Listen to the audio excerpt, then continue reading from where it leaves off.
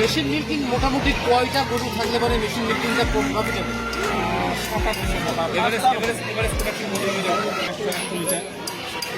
আটটা গরু 15 লিটার করে, 100 লিটার যদি ডেইলি উৎপাদন হয় তাহলে এটা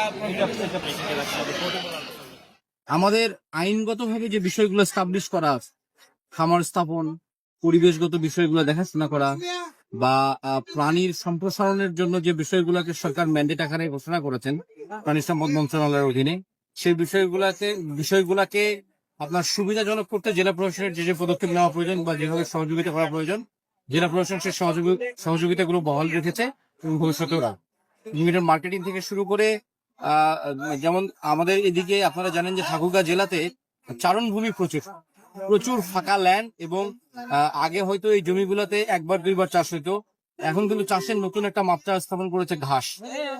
খুব অল্প জায়গাতে অনেক বড় বড় ঘাস উৎপাদন করা সম্ভব হয় এবং এটা মাল্টিপল টাইমস করা যায়। ফলে এই জায়গাতে কিন্তু